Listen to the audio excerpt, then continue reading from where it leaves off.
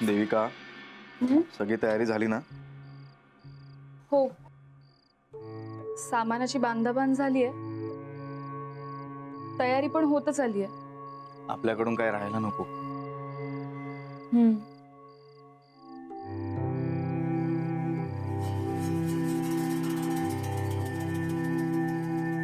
काही बोलायचंय का?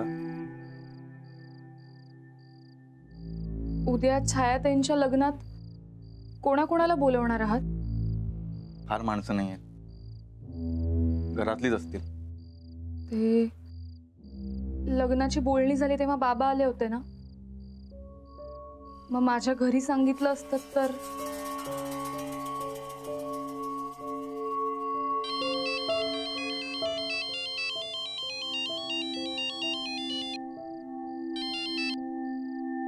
हा आई बोल.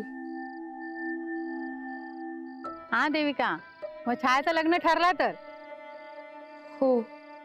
अगो म्हणजे शेवटी अभिरामराव होईले आणि त्या सांगितल्यानी त्याच केल्यानी.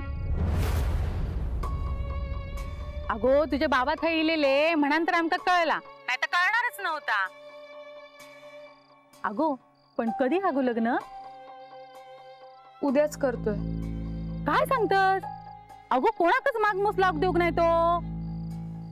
अगं ते अचानक ठरलं ना सगळं, म्हणून मग कळवता नाही आलं.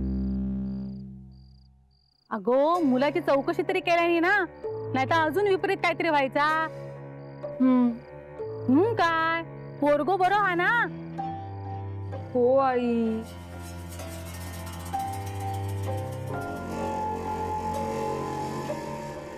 अगो लग्न ठरवलं असं ठरवलं असला, पण आमका बोलवलंच पण नाही. आई फक्त घरातलेच असणार आहेत. देवळात लग्न लावतोय. बरा झाला, आता खर्च होतो नाही आणि असं लग्न खर्च तरी किती करू गयो.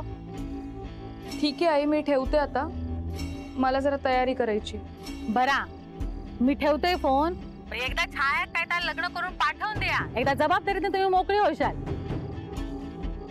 कर काय तर काम. चल मी ठेवतोय फोन.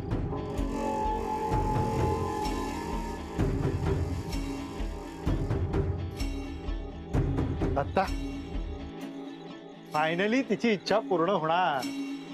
होय, ते का असं बघवत नव्हता रे, आता काही जरा हसताना दिसता. हा, आता तिचं लग्न होतंय यात समाधान आहे रे, पण एक भाऊ म्हणून काळजी वाटणारच ना.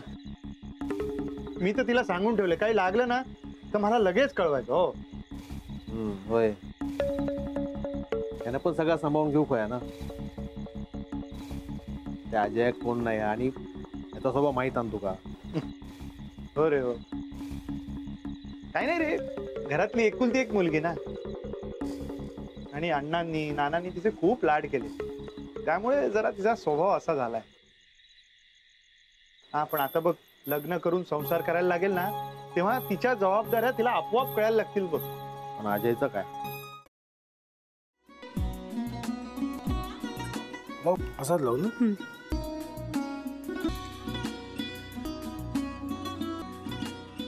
आता आपण ड्राय स्टफ, आपण हरीचं सगळे साहित्य टाकायचे. माझं म्हणजे अगं बहिणी म्हणून किती प्रयत्न करत होती, करताना की शिवच्या मला नाही वाटत. गौरी असतो त्याच्यावर विश्वास नाहीये का? विश्वास आहे मी तुम्हाला. तो ना म्हणजे निशा बहिणीचं नाटक वगैरे ते नाहीये. अगं असं कसं म्हणतो? जतीन भाईंचा कॉल आहे, रिसीव कर ना. बघ कट म्हणून ते मला करतील.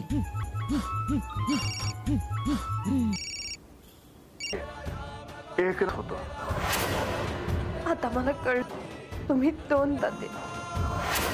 बनू हे संकेत आणि हे असतात. बाहेर तुमची